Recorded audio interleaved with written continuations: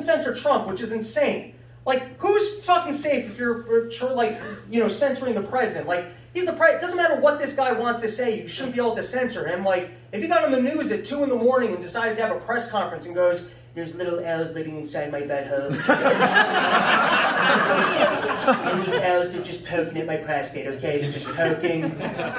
By the way, that would explain why he does this all the time. They're just poking. I'm also convinced that if we could see, like, Trump's point of view, like what he's seeing, I think the reason why he does this is he's, like, gathering the words while he talks. It's like he just sees them floating by. He's like, huge, vagina. There you go. They're the little keyboard elves, right?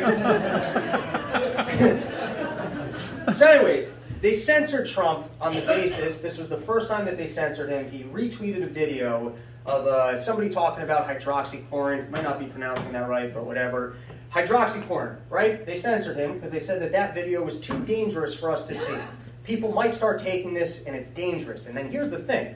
The study that they were using to say that this article, that this retweet was too dangerous turned out to be 100% false. Like, completely fucking fabricated. Fabricated to the point, it's the same thing as these faulty health models. The guys put in fake information. The people that signed off on it finally got access to the case studies and said this is totally not true. Also, there's new evidence. It's Wall Street Journal opinion, but hydroxychloroquine reduced infection, hospitalization, and death by 24%. So here you have the president puts something out, and they decide this is too dangerous for us to know. And I want to point out, every form of freedom is going to be stripped from us under the basis that it's dangerous. Yep. That will always be the claim. Always. Yeah.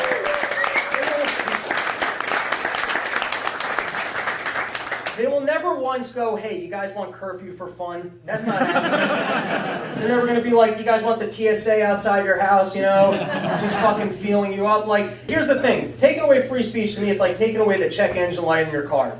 It's like they go, hey, listen, you can't have a check engine light. Someone might be driving on the highway, the light comes on, they slam the brakes, they cause a massive car pileup. It's dangerous. Well, how do I know if my engine's not working? It's too dangerous. And here's the thing about check engine lights. We ignore them. Every time it comes on, you ignore it. But like 2 months later, you're like, all right, I better go check this out. And then sometimes it turns out to be a problem, sometimes it's not. That's free speech. You get all the information out in the open, we can start to evaluate, we can start to make the considerations. Not that you get to decide in advance that something's too dangerous, because that gives you the power to just make shit up, which they already did. Here was the other case that they censored, was the thing with Hunter Biden and all the China stuff that possibly China was being bribed. And before we get into the President Biden, maybe we'll see how that fight goes out.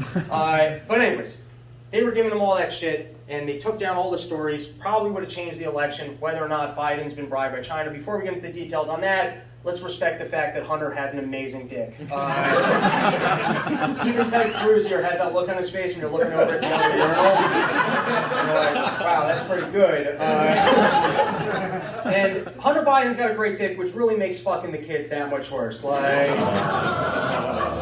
at least he got a little dick, he can fit it into an Asian child. But the other thing is Hunter Biden looks remarkably good for a drug addict. Like, I guess I gotta start doing crack. I guess that's what I learned. Like, is he doing crack and going for a run? But I figured out it's because mostly I smoke weed late at night, I eat pizza. I guess it's easier to keep in shape when you can order in some kids.